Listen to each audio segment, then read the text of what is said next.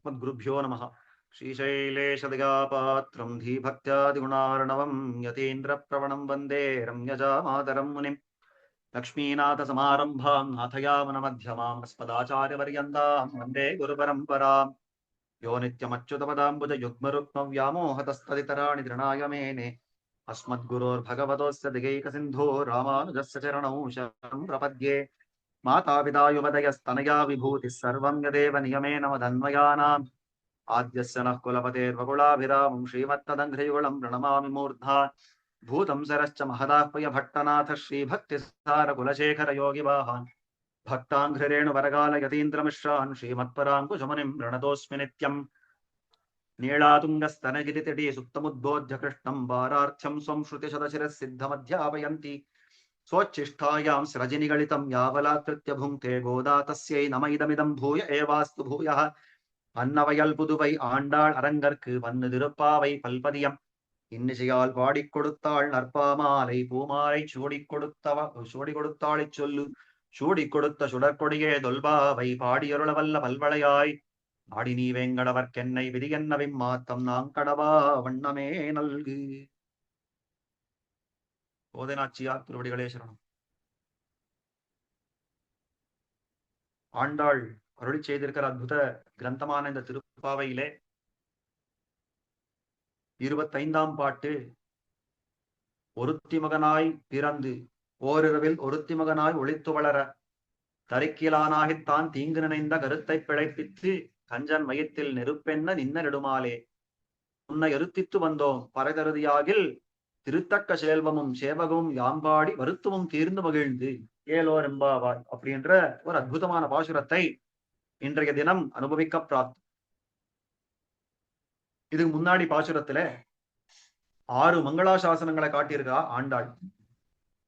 5 குடிக்கு ஒரு சந்ததியான ஆண்டாள் தன்னுடைய தகப்பன்மார்கள் போன வழியிலேயே இவளும் போய் அந்த எம்பெருமானுடைய திருவடிகளுக்கு பல்லாண்டு பாட ஆரம்பித்து 6 விஷயங்கள் மங்களாசாசனமா பாடினாள். அன்று உலகம் அளந்தாய் அடிப்போத்தி சென்றங்கு தென்னிலங்கை செத்தாய் திரள் போத்தி அப்படின்னு அந்த பாசுரத்துல மங்களாசாசனம் எல்லாம் பண்ணினதுக்கு அப்புறம் அந்த எம்பெருமான் நிதானமா கேட்டாராம். அந்த கோப்புடைய சீரிய சிங்காசனத்துல அமர்ந்திருக்கிறாரோ இல்லையோ, அன்னைக்கே ஆண்டாள் கேட்டாளே, இந்த மாதிரி ஓலக்கத்திலே ஒரு சிம்மாசனத்துல இருந்து நீ கேட்க வேணும், அந்த சேரபாண்டியனில இருந்து அமர்ந்து இந்த விஷயத்தை கேட்கணும், நீ நமக்கு ஒரு திருவாய் மலர்ந்து ஒரு வார்த்தையை சொல்லணும் அப்படின்னு கேட்டிருந்தாரே. சரி, அது என்ன கேட்கறீங்களோ இப்போ கேளுங்கோ அப்படின்னு கண்ணன் கேட்ட உடனே ரொம்ப ஆச்சரியமா ஒரு விஷயத்தை காட்டுறா. உன்னை அறுத்தித்து வந்தோம், உன்னைதான் அறுத்திச்சு வந்தோம் எம்பெருமானே, உன்னை தவிர வேற ஒன்னும் கேட்டு வரல. இத்தனை தூரம் நீங்க உட்கார், இந்த மாதிரி அதை சொல்லு அப்படின்னு சொல்றதுக்கு என்ன காரணம் தெரியுமா? உன்னைதான் கேட்டு வந்தோம், உன்னை அறுத்தித்து வந்தோம் அப்படின்னு காட்டக்கூடிய ஒரு அற்புதமான பாசுரம். அதை சொல்றதுக்காக தான் இந்த விஷயம், இந்த பாசுரமானது. அதை உன்னை அறுத்தித்து வந்தோம்னா நேர சொல்ல வேண்டியது தானே. அதுக்கு எதுக்கு ஒருத்தி மகனாய் பிறந்து ஓரிரவில் ஒருத்தி மகனாய் ஒழித்து வளரான்னு எதுக்கு சொல்லணும்? அவன் ஒரு நாள் ஒரு இடத்துல பிறந்தான், அதே ராத்திரியில வேற இடத்துல போய் தான் வளர்ந்தான்னு எல்லாம் எதுக்கு சொல்லணும் அப்படின்னா, அதுக்குதான் ரொம்ப ஆச்சரியமா அவதாரிக்கையில காட்டுறார். கண்ணன் தன்னுடைய பக்தர்களை ரொம்ப ஆச்சரியமா சோதித்து எல்லாம் பார்க்கிறான். அங்கங்க கொஞ்சம் டெஸ்ட் பண்ணி பார்ப்பாரு கண்ணன். என்னன்னா, கண்ணன் கேட்டாராம், நீங்களெல்லாம் சம்சாரிகளாச்சே, இந்த சம்சாரத்துல இருக்கிறவர்கள், பாவங்களை எல்லாம் பண்ணி இருக்கிறவர்கள், என்னை அர்ச்சித்து நீங்கள் எல்லாம் வந்திருக்கீங்கன்னு உடனே நான் உங்களுக்கு எல்லாம் என்னையே நான் கொடுத்துடுமா? எதனாலே நான் உங்களுக்கு என்ன தர வேணும்? நான் எப்படி என்னையே உங்களுக்கு தர முடியும் அப்படின்னு கேட்டிருக்கான் போல இருக்கிறது. ஆனபடியாலே கோபிகள் சொல்றா, அப்பா நீ எப்பேற்பட்டவன் தெரியுமா? அகட்டித கடனா சமர்த்தன்.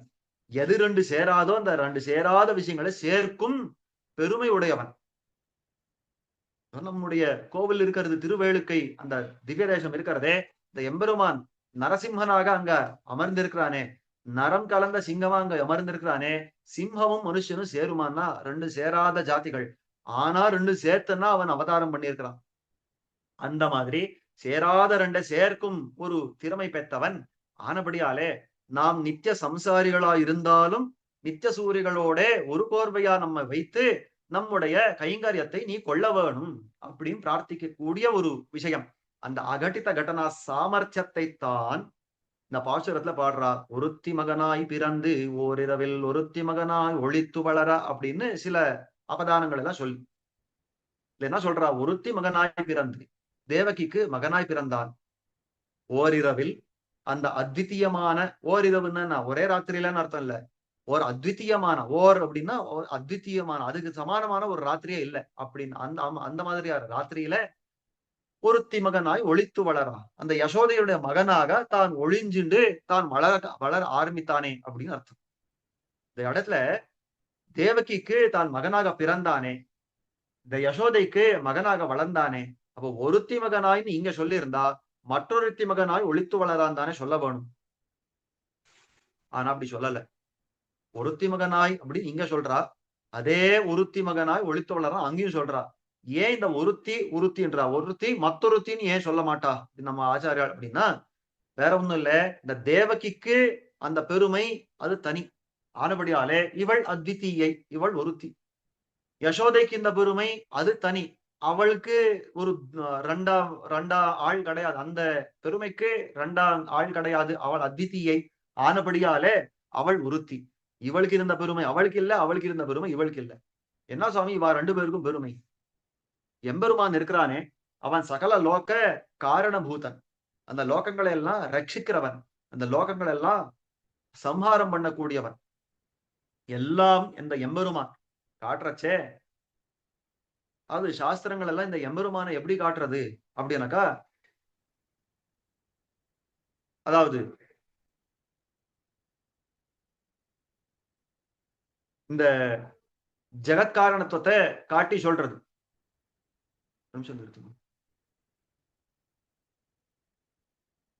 பிரம்மசூத்திரத்துல சொல்ற போது ஜன்மாத்தியச யதா அப்படின்னு அந்த சாஸ்திரங்களை சொல்ற போது அதனுடைய ஜெகத்காரணத்துவம் அவனுக்கு ஒரு விலட்சணமான ஒரு, அதாவது அவனுக்கு விசேஷமான ஒரு லட்சணம் அப்படின்னு காட்டுறது. அப்பேற்பட்ட அந்த ஜெகத்காரணத்துவம் எல்லாம் பொருந்தின அந்த எம்பெருமான் இருக்கிறானே, அஜாயமானஹா பகுதா விஜாயத்தை சொல்றபடிக்கு பிறப்பே இல்லாதவன், நம்மை போல கர்மாவடியால பிறப்பில்லாதவன். ஆனால் இந்த இடங்கள்ல இந்த கௌசல்யக்கோ தேவகிக்கோ கர்ப்பத்துல வந்து இருந்து 12 மாசம் கர்ப்பவாசம் பண்ணி பிறக்கிறான். அப்ப அதுதான் ரொம்ப ஆச்சரியமான விஷயம். எம்பெருமான் பல அவதாரங்களை எடுக்கிறான். அந்த காலத்திலே அவன் மத்ஸ்யமா வந்தான், கூர்மனா வந்தான், இந்த வராகனா வந்தான், நரசிம்மனா வந்தான். இந்த இடங்கள் எல்லாம் அவன் கர்ப்பவாசம் பண்ணினான்னா கிடையாது. அந்த இடத்துல அப்போவே தோன்றி அந்த அசுர, அதாவது எதிரிகளை நிரசனம் பண்ணி உடனே தான் மறைந்து போனான் அப்படின்னு காட்டுறது. அப்பேற்பட்ட அந்த அவதாரங்கள் போல் இல்லாமல் எம்பெருமான் ராமனாகவும் கண்ணனாகவும் வந்து அவதரித்தார்களே, வந்து அவதரிச்சானே, அதுதான் பூர்ணாவதாரங்கள் சொல்லப்படுறது. ஏன் அப்படின்னாக்கா, மனுஷர்கள் எப்படி பிறக்கிறாளோ, மனுஷர்கள் எந்த பாடு படுறாளோ அது அத்தனையும் இவன் பட்டு வந்து இங்க பிறந்தான். தேவகியுடைய கர்ப்பத்தில ஒரு நாள் இல்ல, 2 நாள் இல்ல, 10 மாசம் இல்ல, 12 மாசம் அவன் அங்க கர்ப்பவாசம் இருந்து அந்த மாதிரியே தான் பிறந்தான் எம்பெருமான். அதை காட்டுறது. எப்பேற்பட்டவனுடைய திருவடி பதிந்த அந்த கர்ப்பம் ஆனபடியால தேவகி ஒருத்தி, அவள் அத்விதீயை.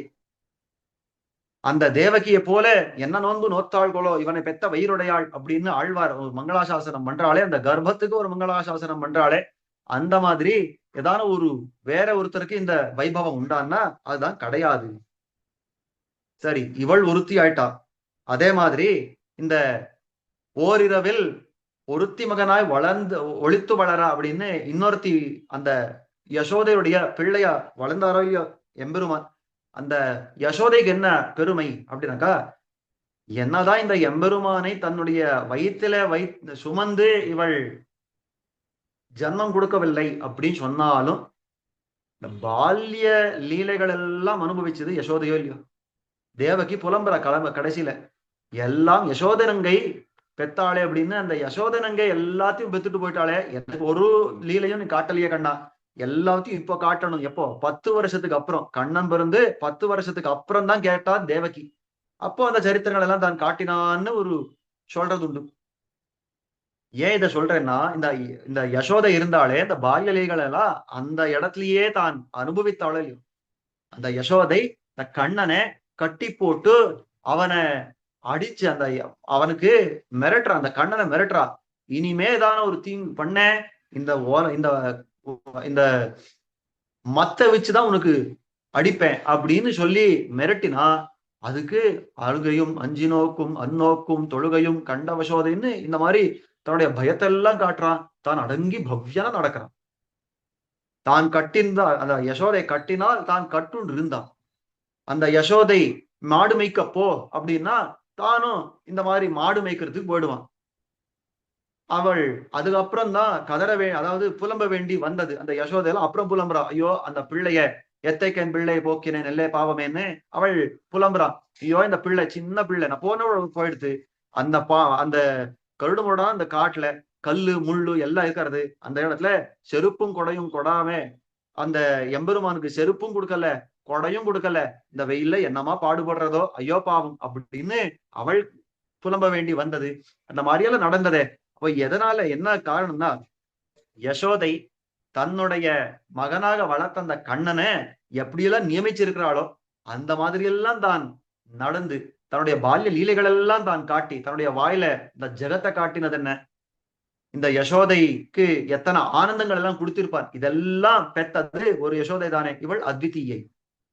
ஒரு இடத்துல தேவகிக்கு ஒப்பில்லை, ஒரு இடத்துல யசோதைக்கு ஒப்பில்லை. ஆனபடியாலே ரெண்டு பேரையும் ஒருத்தி ஆண்டாள்.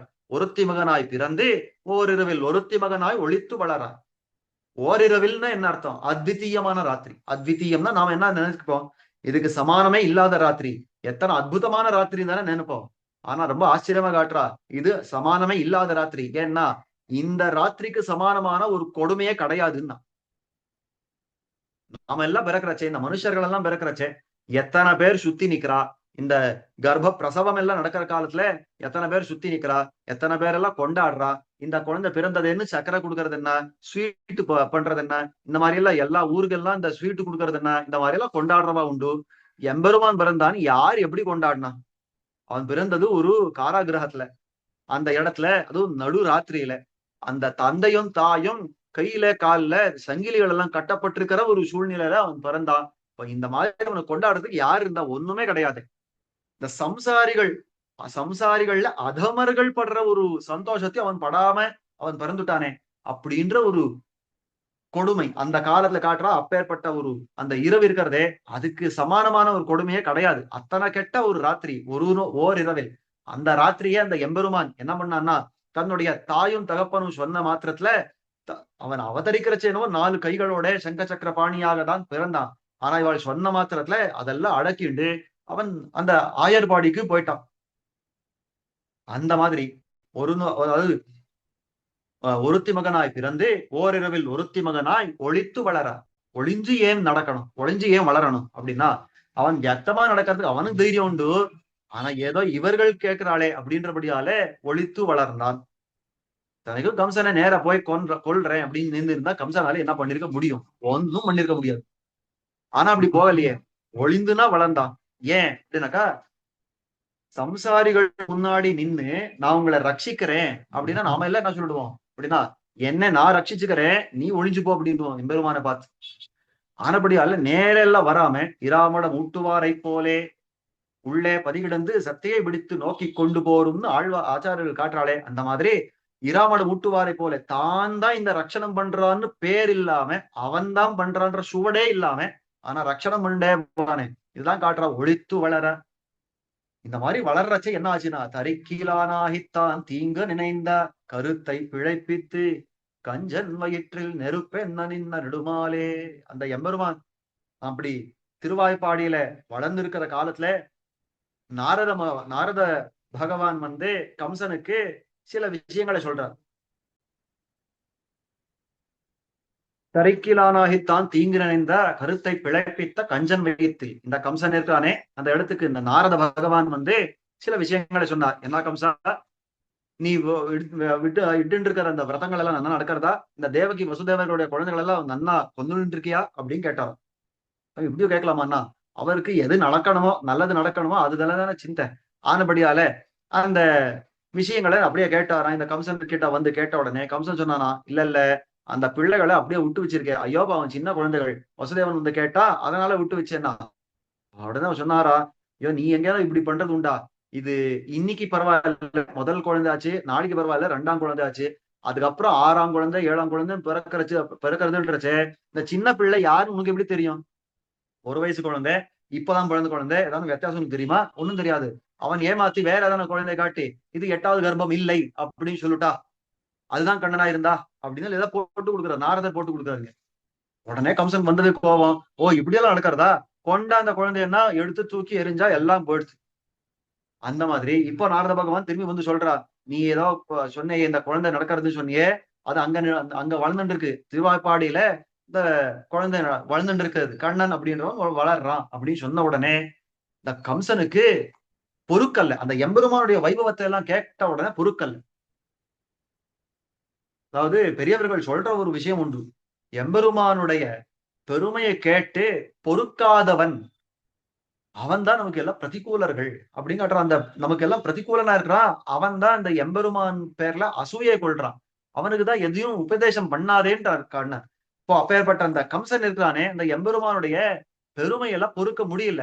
தரிக்கிலானாகி அந்த அந்த தரிப்பே அவனுக்கு இல்ல. அந்த தரிக்க முடியல அவன் கம்சனாலே. அந்த காலத்துல தரிக்கிலானாகித்தான் தீங்கு நினைந்த கருத்தை பிழைப்பித்து அவன் அந்த கண்ணனுக்கு நிறைய தீங்கு விளைவிக்கணும். அவனுக்கு எத்தனை அதாவது ஹிம்சை முடியுமோ கொடுக்கணும். அவனை கொல்லுடணும் அப்படின்றபடியாலே பூத்தனை என்ன, சகடாசுரன் என்ன, வியோமாசுரன் என்ன, எத்தனை அசுரர்கள், ஒருத்தரா 2 பேரா, பூத்தனை ஆரம்பிச்சு கேசி பர்யந்தமாக அத்தனை அசுரர்கள் வரா.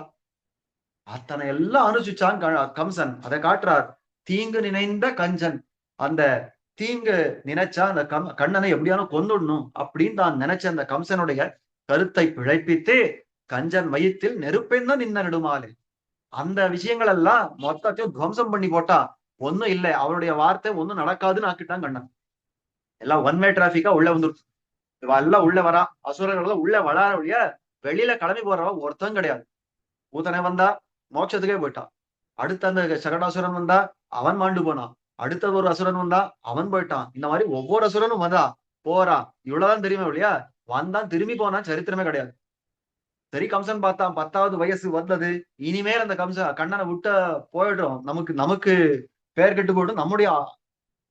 நமக்கு தான் ஆபத்து வந்துடும் அப்படின்னு பார்த்தவன் அந்த கண்ணனை கூப்பிடு. இங்கேயே ஒரு வில் யாகம் வச்சிருக்கேன் அப்படின்ற ஒரு சாக்கு வச்சு அந்த வியாஜத்தை வச்சு அவனை கூப்பிடு. இங்கேயே அவனை முடிச்சிருவோன்னு குவலையா பீடம்ன்ற யானையை வச்சான். முஷ்டிக சாணூர்கள்னு மல்லர்களை வச்சா. இவா எல்லாரும் தப்பினாலும் கடைசியில நானே இருக்கேன் பெரிய சிம்மாசனத்துல ஏறி உட்கார்ந்தான் கம்சன். அத்தனை பேரையும் இல்லைன்னு ஆக்கிட்டார் கண்ணன். கம்சன் உட்பட ஒருத்தனும் பாக்கி இல்லைன்னு ஆக்கிட்டார். அதை காட்டார். நெருப்பென்ன நின்ன கஞ்சன் வயிற்றில் நெருப்பென்ன நின்னடுமாலி. அந்த எம்பெருமான் இருக்கிறானே கம்சனுடைய வயிற்றுல போட்ட ஒரு நெருப்பாக எரிந்தார். அந்த நெருப்ப போல பயங்கரமா இருந்தாரா அந்த கம்சனுக்கு. அந்த காலத்துல கேட்டா அவ கம்சனுக்கு எல்லாம் பயங்கரமா இருந்தாளே ஆண்டாள் அப்பேற்பட்ட அந்த பயங்கரமா ரூபமா பார்த்து இப்போ மங்களாசாசனம் பண்றான்னா இல்ல. அந்த எதிரிகளுக்கு தான் அந்த அந்த பயங்கரமான கோரருமான ரூபத்தை காட்டுற வழிய நமக்கெல்லாம் எப்படி இருக்கார் அப்படின்னாக்கா நெடுமாலே பெரிய காதல் கொண்டவன். அவ்வளோ ஆசை கொண்டவன் சுவாமி. இப்போதானே பயங்கரன் அப்படின்னு சொன்னீர். அதே சமயத்துல ஆசை காட்ட முடியுமாண்ணா? இது முன்னாடியே ஒரு பாசுரத்துல பார்த்திருக்கிறான். நரசிம்ஹன் அப்படின்ற அந்த அவதாரத்துல ஒரு பக்கத்துல ஹிரண்ய கசுப்புவை கிழிச்சுட்டே இருக்க, அந்த உடம்பை கிழிச்சுட்டே இருக்கிறச்சே பக்கத்துல பிரகலாதன் அந்த ஈர கையால தடவி கொடுக்குறான் இல்லையோ. அந்த கோபத்தையும் காட்டுறான், பிரேமத்தையும் காட்டுறான். ரெண்டும் ஒரே சமயத்துல பண்றான். அந்த அளவுக்கு இருக்கிற அந்த கஞ்சன் வயிற்றில் நெருப்பென்ன நெடுமாலே உன்னை அறுத்தித்து வந்தோம். எம்பெருமானே வேற ஏதோ அதை குடு இதை குடுன்னு கேட்க வரல. எழுவார் விடை கொள்வார் ஈந்துளாயானை வலுவா வகை நினைந்து வைகள் தொழுவார் அப்படின்னு 3 வகையான ஜனங்கள் திருவேங்கடமுடையானே சேவிக்க போறான். அவெல்லாம் என்ன பண்றான்னா எழுவார் ஐஸ்வர்யார்த்திகள். இவெல்லாம் இதை குடு அதை குடு அதை குடு இதை குடு பெருசா பட்டியலிட்டு போய் கேட்கிறா. கேட்ட உடனே எம்பெருமான் தந்தோம்னு உடனே நான் போயிட்டுறேன் கூட சொல்ல மாட்டா, திரும்பி கிளம்பி போய விடுவான். எழுவார். அடுத்தது ஒரு ஒரு வகை உண்டு, விடை கொள்வார். இவா எல்லாம் வந்துட்டு பெருமாள் கிட்ட சொல்லாம கேட்காம போறதில்ல. இவாள் கிட்ட இருக்கிறது ஒரே ஒரு வேண்டுகோள் தான். என்னன்னா இனிமே நான் உன் பக்கத்துலயே வரமாட்டேன், நீயும் என் பக்கத்துல வராத, நீ வேண்டாம் சொல்லி டாடா பாய் பாய் சொல்லி கிளம்பி விடுவாளா. அவெல்லாம் நான் போயிட்டு வரேன்னு சொல்றது இல்லை, நான் போறேன்னு சொல்லி கிளம்பி விடுவாளா. விடை கொள்வார் அதான் கைவல்யார்த்திகள். இவா 2 பேரான இந்த மோசமான ஜனங்கள் போல இல்லாம 3வது ஒரு அதிகாரி இருக்கானே ஞானி அப்படின்னு பெயர் பெற்றவன் இருக்கானே அவன் தான் என்ன கேட்கிறான்னா வழுவா வகை நினைந்து வைகள் தொழுவார். அந்த எம்பெருமான விட்டு பிரியாம அவன் கூடயே இருந்து சர்வதேச சர்வகால சர்வாவஸ்தைகளிலும் அந்த எல்லா விதமான கைங்கரியங்களும் அவனுக்கு பண்ணணும் அப்படின்னு ஆசை கொள்றானே, அப்பேற்பட்ட அதிகாரிகளா நாம வந்திருக்கிறோம். உன்னை அருத்தித்து வந்தோம். வேற ஏதோ கேட்டு வரலங்கண்ணா, உன்னையே நாம் கேட்டு வந்திருக்கிறோம். ஆனபடியாலே பரதருதியாகில் திருத்தக்க செல்வமும் சேவகமும் யாம்பாடி வருத்தமும் தீர்ந்து மகிழ்ந்தேலோ ரெம்பாவாய் அப்படின்றா. அப்போ அந்த பரதருதியாகில் நீ எங்களுக்கு அந்த ஒரு என்ன கொடுக்கணும், நீ என்ன கொடுக்கணும் ஆசைப்படுறியோ அதை நீ கொடுக்கணும் அப்படின்னா நான் என்ன பண்ணணும் தெரியுமா? சேவகமும் அதாவது திருத்தக்க செல்வமும் சேவகமும் யாம்பாடி உன்னுடைய திருத்தக்க செல்வமும், திருத்தக்க செல்வம்னா உன்னுடைய கீர்த்திகள் எல்லாம் இருக்கிறதோ இல்லையோ, ரொம்ப ஆச்சரியமான ஒரு ஸ்ரீயோட கூடின அந்த அதாவது வீரஸ்ரீ ஓட கூடின அந்த கீர்த்திகள் எல்லாம் இருக்கிறது. அந்த கீர்த்திகள் எல்லாம் நம்ம பாடணும். திருத்தக்க செல்வமும் சேவகமும் யாம்பாடி உன்னுடைய சரித்திரங்கள் எல்லாம் நம்ம பாடணும். அந்த மாதிரி உன்னுடைய கீர்த்திகள் எல்லாம் பாடணும், உன்னுடைய சரித்திரங்கள் எல்லாம் பாடணும். ஒவ்வொருத்துக்கும் மங்களாசாசனம் பண்ணணும். இதுதான் நாங்கள் பிரார்த்திக்கிறத வழிய இதை தவிர அவங்களுக்கு ஒண்ணுமே வேண்டாம் அப்படின்னு சொல்லக்கூடிய ஒரு விஷயத்த ரொம்ப ஆச்சரியமா கேட்கிறா இந்த இடத்துல. அதாவது நமக்கு எது பிராப்யம் அப்படின்னாக்கா பகவான் பிராப்யம். ஆமா, இதுல பிராப்யத்தமம் இதை காட்டிலும் உயர்ந்ததான ஒரு பிராப்யமே இல்லை அப்படின்னா அதுதான் எம்பெருமானுக்கு பண்ணக்கூடிய கைங்கரியம். ஒரு பராபிசந்தி இல்லாமல் நான் இதை பண்றேன் அதனால வேற ஒரு விஷயம் வேணும் அப்படின்ற ஒரு ஆசை இல்லாம அவனுக்கு அவனுடைய திருமுக மலர்த்திக்காகவே பண்ணக்கூடிய சுத்தமான கைங்கரியம் இருக்கிறதே, தூய்மையான அந்த கைங்கரியம் இருக்கிறதே, அதுதான் ஒவ்வொருத்தனுக்கும் ஒரு ஜீவாத்மாவுக்கும் அது ஸ்வரூபமா இருக்கிறது. அப்படிதான் ஒருத்தன் பண்ணணும். ஒரு கைங்கரியத்தை பண்ணணும்னா அவனுடைய உகப்புக்காகவே பண்ணணும். அவனையே அர்த்திக்க வேணும். கோவில்களுக்கு போறோம், கோவில்களுக்கு போய் எம்பெருமான் முன்னாடி நின்று அர்ச்சனை முன்னால பண்ணு அப்படின்னு சொல்லி அதெல்லாம் பண்ற காலத்துல என்ன வேணும்னா க்ஷேம ஸ்தைரிய விஜய வீரியா ஆயு ஆரோக்கிய ஐஸ்வர்ய தன கனகாதி சமஸ்த இந்த ஐஸ்வர்யாபிவிருத்தியர்த்தம் இதெல்லாம் சொல்லி இதுக்கெல்லாம் நம்ம பண்ணணும்னா கிடையாது. எம்பெருமானுடைய பரம அனுகிரகத்துக்காக நாம அவனுடைய திருநாமங்களை கேட்கறதுக்கு போறோம். அவனுடைய திருமேனி அழகே நம்முடைய கண்ணுல நிறைச்சுக்கிறதுக்கு போறோமே ஒழிய வேற ஒன்னும் வேண்டாம். அதைக்காக காட்டுறாங்க உன்னை அறுத்தித்து வந்தோம். உயிரான வார்த்தை இது, நம் சம்பிரதாயத்துக்கு உயிரான வார்த்தை. உன்னை அறுத்தித்து வந்தோம், வேற ஒன்னும் கேட்டு வரல. பறைதரதியாகில் திருத்தக்க செல்வமும் சேவமும் யாம் பாடி வருத்தமும் தீர்ந்து மகிழ்ந்து. அப்ப இந்த உன்னுடைய சேவகமும் இந்த சேவகம் உன்னுடைய கீர்த்தி இதெல்லாம் இருக்கிறதே, இதெல்லாம் நம்ம பாடினா நமக்கு என்ன கிடைக்கிறதுன்னா வருத்தமும் தீர்ந்து மகிழ்ந்து. இந்த சம்சாரம் ஆகிற இந்த சாபம் இழிந்து முன்னாடி காட்டினாரே அதே விஷயத்தை இங்க காட்டுறா. எம்பெருமான உன்னுடைய கட்டாட்சம் நம் மேல் பட்டால் இந்த சம்சாரம் ஆகிற விஷம் எருங்கும், இந்த சம்சாரம் ஆகிற சாபம் நமக்கு தீரும் அப்படின்னு காட்டினாரே. அந்த மாதிரி உனக்கு நாம் பல்லாண்டு பாட நமக்கு வருத்தம் தீரும். என்ன வருத்தம்னா இத்தனை நாள் உன்னை பார்க்க பெறாத ஒரு வருத்தம், உன்னை வந்து சேவிக்க முடியலையே, உன்னுடைய கீர்த்தி வியக்தமா பாட முடியலையேன்னு இத்தனை நாள் பட்டோமோ இல்லையோ. நம் பெரியவர்கள் எல்லாம் இந்த பெண்கள் கிடீர், இந்த கண்ணன் கிடீர்னு எல்லாம் இந்த எல்லாரையும் வேறுபடுத்தி நம்ம எல்லாம் தள்ளி வச்சிருந்தாளே, இந்த கண்ணன் அனுபவிக்க விடாம தள்ளி வச்சிருந்தாளே, அதெல்லாம் போய் இன்னைக்கு வியக்தமா உன்னுடைய திருநாமத்தை சொல்லி நம்ம பாடுற அளவுக்கு நமக்கு ஒரு அனுமதி கிடைச்சிருக்குன்னா இதுதான் வருத்தமும் தீர்ந்து மகிழ்ந்து, இதுதான் நமக்கு ஆனந்தம். இதுதான் ரொம்ப ஆச்சரியமா ஒரு விஷயம். நாம் மகிழ்ந்துன்றச்சே நாம ஆனந்தம் படலாமா? கைங்கரத்துல நமக்கு போக்கியத்தை உண்டானா இல்ல, எம்பெருமான் ஆனந்தம் படுவன். அந்த எம்பெருமான் படுற ஆனந்தத்தை பார்த்து நாமளும் ஆனந்தம் படுவோம். அதான் குலசேகர பெருமாள் சொல்ற ஒரு பாசுரத்தை இட்டு பிரசித்தமா நம்ம ஆச்சாரர் காட்டுற ஒரு விஷயம். அதாவது படியாய் கிடந்து உன் பவளவாய் காண்பேனேன்ற ஆழ்வார். செடியாய வல்வினைகள் தீர்க்கும் திருமாலே நெடியானே வேங்கடவானின் கோயிலின் வாசல் அடியாரும் வானவரும் நரம்பயரும் கிடந்தியங்கும் படியாய் கிடந்து. உன்னுடைய படியா நான் படுத்துடுறேன். படுத்தா என்ன ஆகுதுன்னா எம்பெருமான் பாக்குறானா ஆழ்வார் என்னமா கைங்கரியம் பண்றா, இப்படி அந்த படியா படுத்துக்கிறாரே, எத்தனை அற்புதமான கைங்கரியம் அப்படின்னு ஒரு சிரிக்கிறாராம் பெருமாள். ஒரு அர்த்த புஷ்டியோட ரொம்ப ஆச்சரியமா சிரிக்கிறார். அந்த காலத்துல உன் பவளவாய் காண்பேனேன்றார். அந்த அந்த பவளவாய பார்த்து உன்னுடைய திருப்பவளங்களை பார்த்து எம்பெருமான் திருப்தி பட்டா இதுதான் எனக்கும் திருப்தின்னு இருப்பேன். அதுதான் இங்க வருத்தமும் தீர்ந்து மகிழ்ந்து அப்படின்னு காட்டக்கூடிய அற்புதமான பாசுரம். ஒருத்தி மகனாய் விரந்து ஓரிரவில் ஒருத்தி மகனாய் ஒழித்து வளரா தரைக்கிலானாகி தான் தீங்கு நினைந்தா கருத்தை பிழைப்பித்து கஞ்சன் மையத்தில் நெருப்பெண்ணனிந்த நெடுமாலே உன்னை அறுத்தித்து வந்தோம் பரதருதியாகில் திருத்தக்க செல்வமும் சேவகமும் யாம் பாடி வருத்தமும் தேர்ந்து மகிழ்ந்தேலோ பெரும்பாவாய் அப்படின்ற இந்த பாசுரம்.